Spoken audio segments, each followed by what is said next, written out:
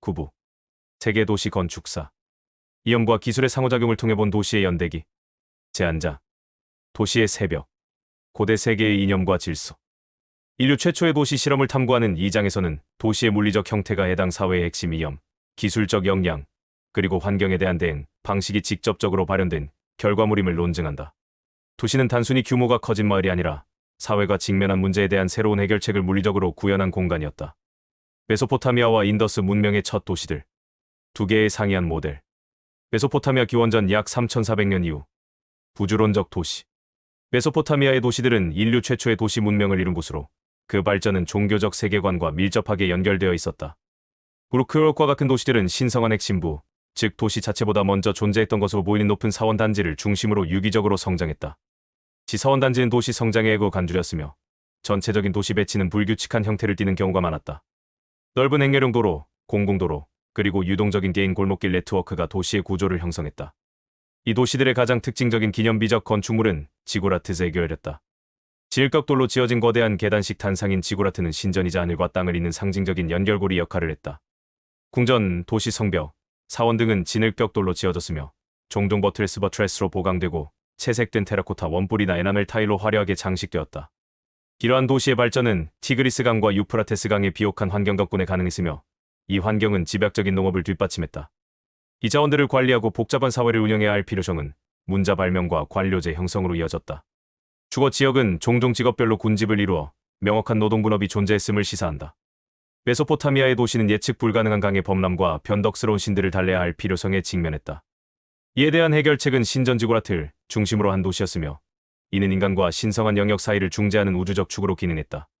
도시의 유기적 성장은 이중앙 종교, 기관을 중심으로 조직된 사회를 반영한다. 인더스 문명 기원전 약 2600년 이후. 기능적 도시.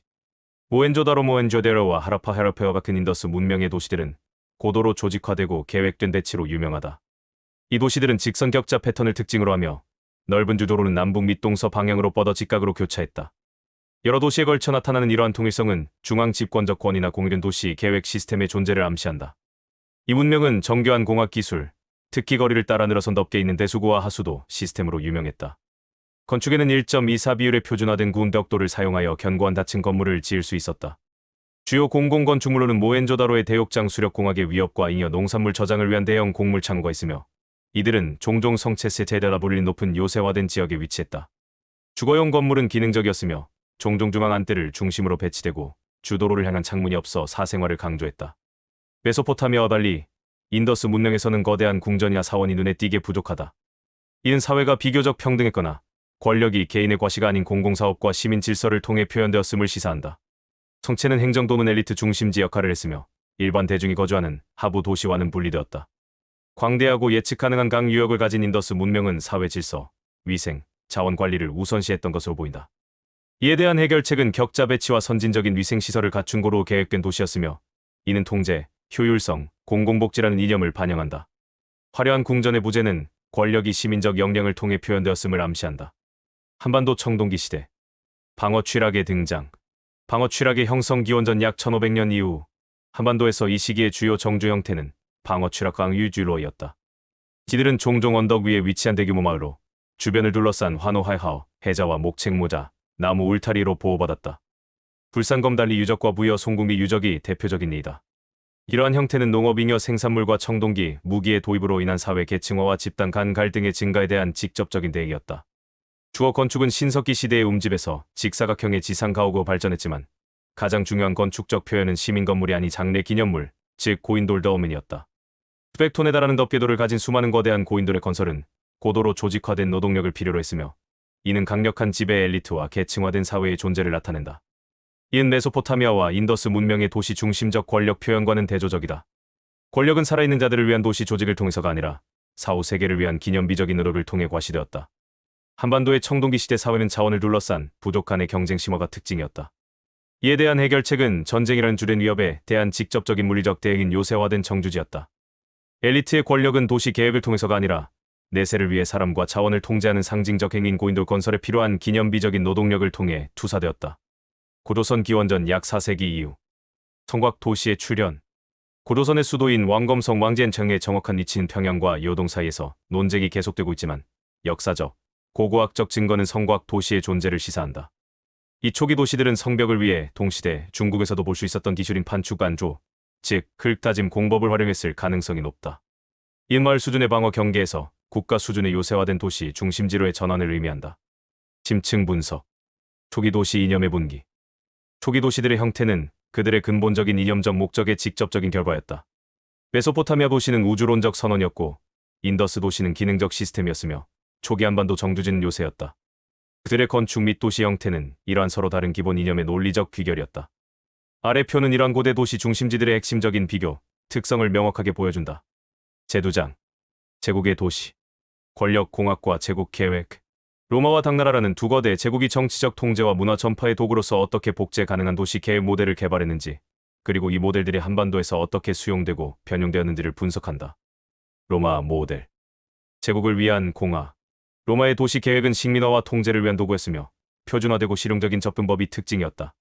군사 주둔지인 카스트룸 캐스트럼이 종종 신도시의 원형이 되었으며 남북축인 카르도카르와 동서축인 데쿠마누스 데키메니사는 두 개의 주축으로 정의되는 직선 격자형 구조를 가졌다. 카르도와 데쿠마누스의 교차점에는 도시의 시민, 종교, 경제의 중심지인 포럼이 위치했다. 이 넓은 개방형 광장은 법원 역할을 하던 바실리카 베셀리카와 주요 신전 같은 핵심 건물들로 둘러싸여 있었다. 로마의 건축적 역량은 실용성과 장관을 겸비한 거대한 공공 건축물에서 드러났다. 로마 콘크리트 어퍼스 케이멘티시엄의 혁명적인 사용과 아치, 볼트, 돔의 구조적 효율성은 전례 없는 내부 공간과 기념비적 구조물을 가능하게 했다. 공공오락을 위한 원형 경기장인 콜로세움, 거대한 콘크리트 돔을 가진 신전인 판테온, 그리고 카라칼라 욕장과 같은 광대한 공중목욕탕 단지는 제국의 권력을 과시하고 공공 편의를 제공했다.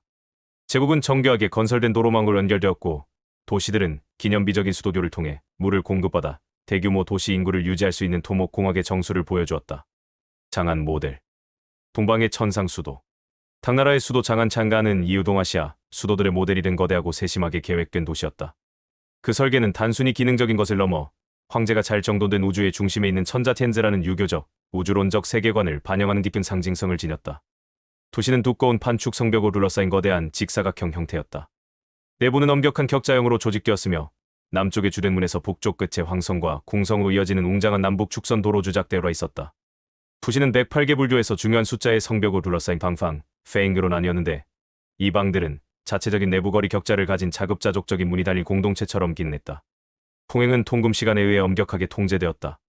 지배적인 건축 기술은 기와지붕을 얹은 정교한 목과 구조무제 아가오자오 시스템으로 궁전, 사원, 성문의 외관을 규정했다. 도시는 황제를 위한 궁성, 정보 행정을 위한 황성, 그리고 두 개의 큰 지정시장 구역 동시와 서시를 포함한 일반 백성을 위한 외성이라는 세 개의 주요 구역으로 나뉘었다. 삼국시대와 통일신라의 수도. 제국 모델의 변용. 한반도의 왕국들은 중국과의 활발한 문화 교류를 통해 중국 도시 계획의 원리를 채택했다. 고구려 평양성. 고구려의 후기 수도인 평양성은 외성, 내성, 중성, 북성으로 구성된 대규모 도시였다. 외성은 방리제에 기반한 격자형으로 배치되어 장안 모델의 영향을 명확히 보여준다. 백제 사비. 백제의 마지막 수도인 사비현제의 부여 역시 오부오왕의 방리제 시스템을 갖춘 계획된 도시였다. 통일신라 서라벌 경주. 판도를 통일한 후 신라는 수도 서라벌을 장안을 모델로 한 거대하고 계획적인 대도시로 확장했다. 역사 기록에는 360개의 방이 언급되어 있으며 고고학적 증거는 격자형 도로 패턴을 확인시켜준다. 그러나 한반도의 왕국들은 중국의 격자형 평지 수도 계획을 채택하면서도 독특하고 실용적인 방어 전략인 이성체계화 전 TC를 개발했다. 이는 행정과 일상생활이 이루어지는 평지성 빙디천과 전시 피난처로 사용될 인근의 산성 샨천을 짝을 이룬 시스템이었다. 고구려 국내성과 환도산성, 평양성과 대성산성과 백제사비성과 부소산성에서 볼 수 있는 이 시스템은 한반도의 산악 지형과 끊임없는 군사적 위협에 대한 직접적인 적응이었으며 중국 모델엔 없는 특징이었다. 심층 분석. 권력 기술로서의 제국 도시. 로마와 당나라 모두 수도 모델을 단지 독특한 창조물이 아니라 제국 통제를 위한 복제 가능한 운영체제로 개발했다. 이 시스템은 광대한 영토에 걸쳐 배치되어 다양한 풍경과 민족에게 통일된 문화적, 정치적 정체성을 각인시킬 수 있었다. 로마의 격자, 포룸, 바실리카, 수도교는 로마 자체의 특징일 뿐만 아니라 영국에서 북아프리카에 이르기까지 적용된 도구 키트의 구성 요소였다. 마찬가지로 장안 모델은 한국 경주, 일본의 조교, 해양교, 발해상경로 수출되어 우주적, 정치적 질서에 대한 공통된 이해를 바탕으로 한 동아시아 도시 문화를 창출했다. 따라서 제국의 도시 계획은 군단이나 관료제만큼이나 중요한 권력 기술이었다. 그것은 제국의 이데올로기를 강화하고 그 권력을 광대한 거리에서도 명확하고 재현 가능하게 만드는 방식으로 공간을 조직했다. 한반도에서 평지성과 산성을 결합한 이중 요새 시스템의 채택은 가장 강력한 문화 모델조차도 그대로 수용되는 것이 아니라 현지 조건에 따라 협상되고 변형된다는 것을 보여준다. 자한 모델은 중국 북부의 비교적 평평한 평야를 위해 개발되었으며 주로 내부 통제 성벽으로 둘러싸인 방에 초점을 맞춘 절대적이고 중앙집권적인 권력의 표현이었다. 반면 산이 많고 지정학적 변동이 잦았던 한반도는 끊임없는 외부 위협에 직면해 있었다. 이러한 맥락에서 평지에만 있는 수도는 군사적으로 취약했다. 한국의 해결책은 수입된 이념적 모델 격자형 도시와 토착의 실용적인 군사 전략산성 피난처를 융합하는 것이었다. 이 조합은 독특하게 한국적인 하이브리드 도시 모델을 창출했다. 이은 문화적 전파가 수동적인 수용이 아니라 지역의 지리와 역사적 경험이 수입된 원형을 걸러내고 수정하는 능동적인 적응 과정임을 보여준다. 기은 순전히 이념적인 도시 계획이 가혹한 현실에 직면했을 때의 실질적인 한계를 드러낸다. 아래 표는 고대 세계의 두 지배적인 제국 도시 모델을 명확하게 병치하여 그들의 서로 다른 기술 기반, 이념적 목표, 그리고 영향권의 차이를 강조한다. 제3장, 중세의 도시, 신앙, 상업, 그리고 지형. 고대 제국의 엄격하고 대규모적인 계획에서 벗어나 봉건제, 상업, 종교와 같은 다른 사회적 힘에 의해 주도된 중세 시대에 보다 유기적이고 소규모적인 도시 형태로의 전환을 탐구한다. 유럽의 중세 도시, 유기적 성장과 신성한 중심지. 로마 제국의 붕괴 이후 유럽의 도시들은 종종 옛 로마 성벽 아니야 성, 수도원 주변에서 유기적으로 발전했다.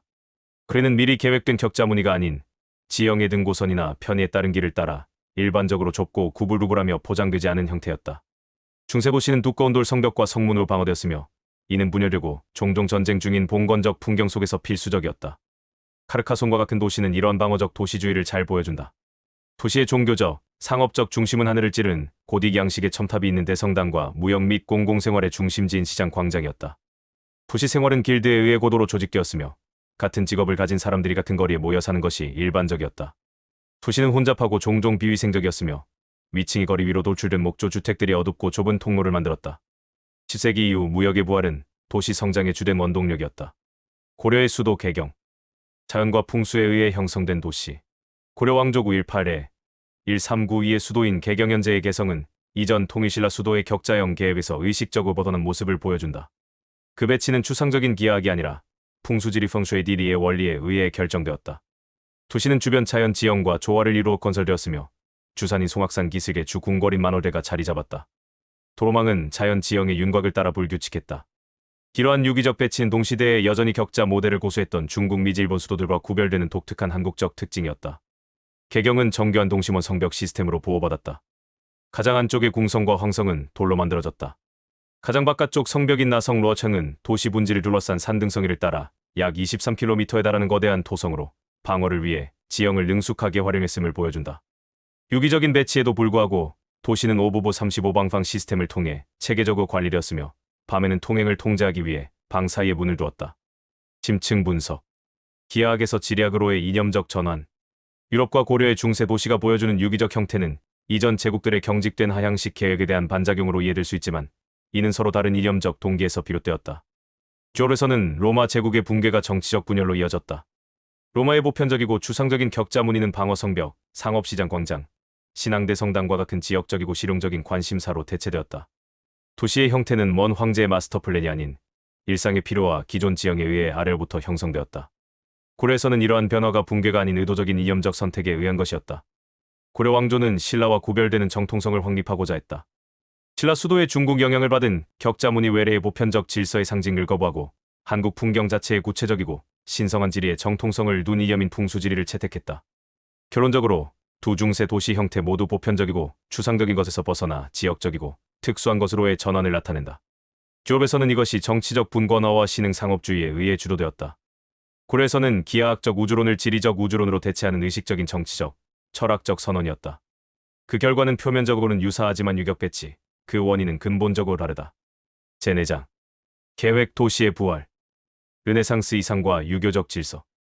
르네상스 유럽과 초기 도선 한국에서 거의 동시에 일어난 계획 도시의 부활이라는 놀라운 역사적 평행을 탐구하며 인본주의와 신유교라는 서로 다른 철학적 부흥이 어떻게 뚜렷이 다른 이상 도시 모델을 낳았는지 분석한다. 유럽의 르네상스 이상 도시. 유토피아로서의 기하. 이탈리아 르네상스는 고전 그리스와 로마 사상의 부활을 목격하며 인간은 만물의 척도라는 인본주의를 낳았다. 투시 계획에서 이는 도시의 설계가 시민들을 위한 조화롭고 질서 있는 환경을 창조하기 위해 합리적이고 기하학적인 원리에 기반해야 한다는 입음으로 이어졌다. 지상도시는 종종 방사형이나 별 모양 다각형과 같은 대칭적이고 기하학적으로 완벽한 형태로 구상되었으며 중심에는 주요 공공광장인 피아차 피에아제가 있었다. 이는 지리의 제약보다 추상적인 질서를 우선시하는 이론적 구성물이었다. 피엔차 1459에 1462 투앙비오 2세에 의해 알베르티의 원리에 따라 재설계된 작은 도시로 완벽한 원근법적 경관을 만들어낸 사다리꼴 모양의 중앙 광장을 특징으로 하며 대성당과 궁전들이 측면에 배치되어 있다. 이는 조화로운 시민 중심의 이상을 구현한다. 팔마노바 1593년 설립. 후기 르네상스 이상 도시의 대표적인 예로 베네치아인들이 요새로 건설했다. 그 계획은 완벽한 국악별 모양으로 중앙의 육각형 광장에서 방사형 도로가 성곽의 보루까지 뻗어 있다. 이는 기하학적 이상주의와 진보된 군사기술 테라스의 이탈리엔느 별 모양 요새를 결합한 것이다. 조선의 수도 한양. 유교 원리에 따라 건설된 도시. 조선 왕조일 392에 1897년 신유교 이념 위에 세워졌다. 1394년 새로운 수도 한양 현재의 서울을 건설할 때 계획가들은 왕도의 이상적인 배치를 위해 중국 고전인 주례고 공기저 리카오 공지를 참고했다. 계획은 순수한 기하학이 아닌 상징적 배치에 기반을 두었다. 주요 원칙은 다음과 같다. 상징적 주궁궐인 경복궁은 남북축의 북쪽 끝에 남향으로 배치되었고 그 앞에는 주요 관청 6조이 배열되었다. 좌묘사조 미어요셔. 궁궐의 왼쪽 동쪽에는 종묘종묘가, 오른쪽 서쪽에는 사직단 서지단이 있었다. 전조우시 첸저허우실. 조정은 앞쪽 남쪽에, 시장은 뒤쪽 북쪽에 위치했다. 결정적으로 이 이념적 틀은 경직되게 적용되지 않았다. 긴 서울 분지의 자연 지형과 풍수지리 원리와 능숙하게 통합되었으며 도시 성벽은 4개의 내사산부박산, 낙산, 남산, 인왕산의 능선을 따라 건설되었다. 이는 보편적인 이념 모델과 특정한 지리적 맥락의 독특한 종합을 창출했다. 심층 분석. 한양과 피렌체, 두 르네상스의 이야기. 한양과 이탈리아 르네상스 도시들의 계획은 중세 시대를 벗어나 고대의 이상에 기반한 새로운 수도를 건설하려 했던 평행적인 역사적 순간을 대표한다. 그러나 그들이 부활시킨 서로 다른 이상, 인본주의적 고전주의 대신 유교적 고전주의의 근본적으로 다른 도시 형태를 낳았다. 두 문화 모두 정통성과 설계 원리를 위해 고대의 황금시대를 참조했으며 조선은 한나라, 이탈리아는 그리스 로마, 도시 계획을 새로운 정치적, 사회적 질서의 이상을 표현하는 주요 도구로 사용했다. 유럽 르네상스의 이상 도시는 풍경 위에 놓인 수학적으로 완벽하고 자족적인 형태로 바라본 대상이다. 그 논리는 시각적이고 기하학적이며 자연의 질서를 부여하는 인간 이성의 능력을 찬양한다. 중앙의 공공광장이 가장 중요하다. 조선의 수도 한양은 풍경 안에 배치된 상징적 관계의 시스템이다. 그 논리는 관계적이고 우주론적이며 인간의 정치 질서를 자연의 우주 질서와 조화시키려 한다. 하늘과 땅 사이를 중재하는 통치자의 자리인 주궁궐이 가장 중요하다. 한양은 유럽적 의미에서 기하학적으로 이상적인 도시는 아니지만 유교적 의미에서는 우주론적으로 완벽한 도시이다. 지들을 비교하면 비슷한 역사적 시점에서 두 문화가 어떻게 계획의 부활을 통해 그들의 세계관을 수도의 구조 자체에 구축했는지를 보여주며 그 결과 하나는 추상적 기하학에, 다른 하나는 상징적 지리학에 기반한 모델이 탄생했음을 알 수 있다. 아래 표는 한국과 유럽 모두에서 중세 시대에서 르네상스 시대로의 계획 이념 변화를 명확하게 보여주며 한양이 달성한 독특한 종합을 강조한다. 제5장. 근대 도시. 산업, 제국, 그리고 전 지구적 변혁. 서평면과 식민주의라는 두 가지 힘에 의해 주도된 근대 도시의 급진적인 변화를 분석한다. 이 장에서는 도시 계획이 사회 개선과 제국 지배를 위해 사용된 세계화된 기술이 되었음을 보여준다. 산업 도시와 그 결과. 런던과 파리. 서평면은 전례 없는 도시화를 촉발하여 런던과 같은 도시에 급속하고 혼란스러운 성장을 이끌었다. 이는 심각한 인구 과밀, 빈민가의 확산, 위생 및 깨끗한 물 부족으로 인한 재앙적인 공중보건 위기를 초래했다. 이러한 위기는 포괄적인 하수도 시스템 건설과 공중보건법 통과 등 공중보건에 초점을 맞춘 최초의 근대 도시 계획 운동을 촉발했다. 산업도시 문제에 대한 가장 급진적인 대응은 나폴레옹 3세 치하에서 오스만 남작이 주도한 파리의 국가주도 재건축이었다. 1853에 1870. 이 프로젝트는 조밀한 중세 중심부에 공기업 입지를 가져오고 위생을 개선하며 새로운 하수도와 수도교, 상품과 군대의 순환을 용이하게 하고 넓고 군대로 기념비적이고 아름다운 제국의 수도를 만든 것을 목표로 했다. 이는 중세 동네의 광범위한 철거를 포함했으며 가난한 사람들을 외곽으로 몰아내고 획일적인 6층 아파트 건물이 있는 새로운 부르주아 도시 중심부를 창조했다. 오스만화는 강력하지만 논란의 여지가 있는 하향식 국가 주도 도시 재생의 모델이 되었다. 제국의 도구로서의 식민 도시. 뉴델리와 하노이. 조업식민 세력은 도시 계획을 식민지를 설립하고 통제하는 핵심 도구로 사용했다. 식민도시는 경제적 착취를 용이하게 하고 사회적 위계를 강제하며 제국의 권력을 상징하도록 설계되었다. 핵심 특징은 넓고 잘 계획된 유럽인 구역 11라인 또는 화이트타운과 조밀하고 종종 방치된 원주민 구역으로 구성된 이중 도시의 창조였다. 이러한 공간적 분리는 위생과 안보를 명분으로 정당화되었지만 인종적, 사회적 위계를 강제하는 역할을 했다. 식민 수도는 종종 제국의 권위를 투사하기 위해 유럽 건축 양식 신고전주의, 바로크 등의 위압적인 행정 건물과 함께 웅장하고 기념비적인 축과 시민 중심지를 특징으로 했다. 영국의 뉴델리는 에드윈 루티언스에 의해 넓고 가로수가 늘어선 대로와 기념비적인 중앙축을 가진 웅장한 제국의 수도로 계획되어 조밀한 구델리의 구조와 극명한 대조를 이루었다. 프랑스의 하노이 역시 전통적인 베트남 도시와 분리된 유럽식 행정 중심지, 빌라, 대로로 재편되었다.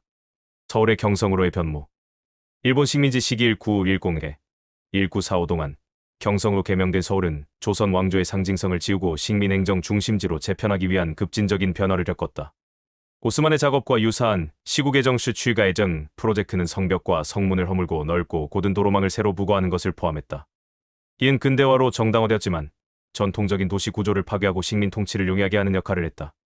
이러한 변화의 가장 강력한 상징은 경복궁의 주 정전 바로 앞에 거대한 신고전주의 양식의 조선 총독부 건물 1926을 건설하여 이전 왕조의 심장을 물리력으로 가리고 상징적으로 지배한 것이었다.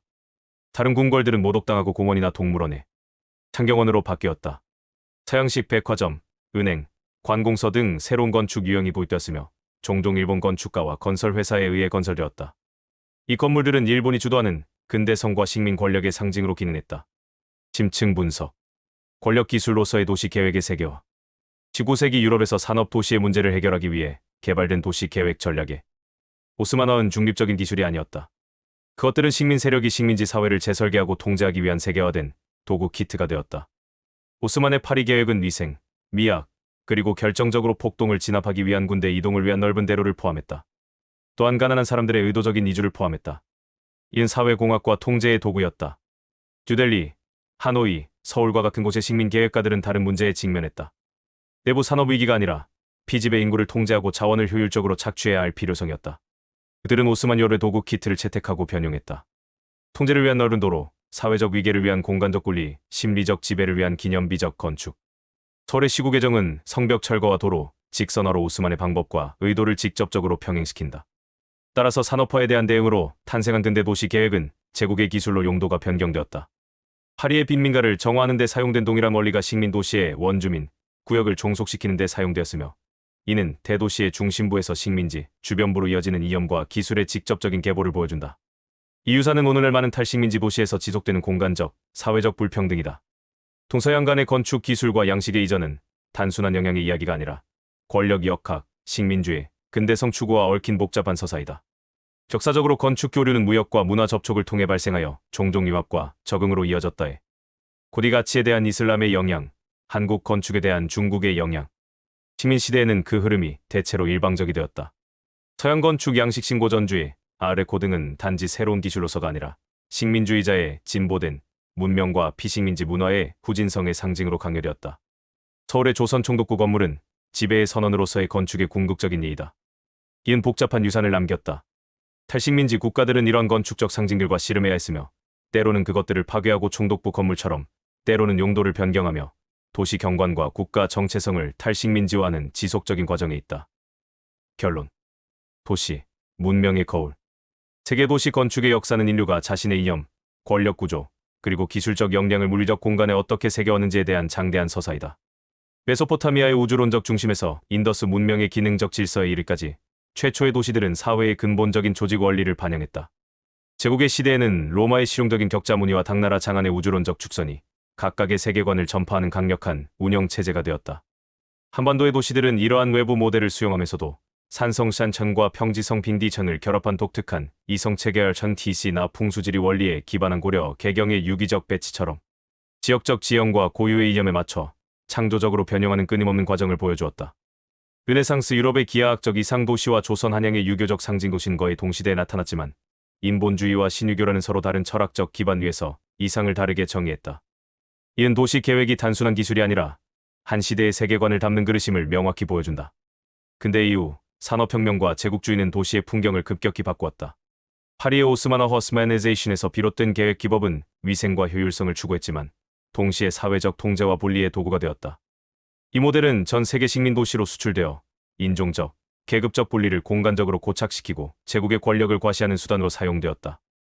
일제강점기 서울의 시국의 정실 추이가 예정과 조선 총독부 청사 건설은 이러한 식민 도시 계획이 전통적 도시 구조와 민족의 정체성을 어떻게 파괴하고 재편했는지를 극명하게 보여주는 사례이다. 결론적으로 도시 건축사는 기술의 진보와 이념의 교류가 어떻게 상호작용하며 각 시대와 문명의 독특한 공간적 표현을 만들어내는지를 추적하는 과정이다. 한반도의 도시들은 이러한 거대한 흐름 속에서 외래의 영향을 비판적으로 수용하고 토착의 필요와 사상과 결합하여 독자적인 정체성을 구축해왔다. 과거의 도시 유산은 단순히 오래된 건물의 집합이 아니라 그 시대를 살았던 사람들의 삶과 지혜, 그리고 권력의 역학이 응축된 살아있는 역사책이며 오늘날 우리가 직면한 도시 문제의 근원을 이해하고 미래 도시의 방향을 모색하는 데 중요한 통찰을 제공한다.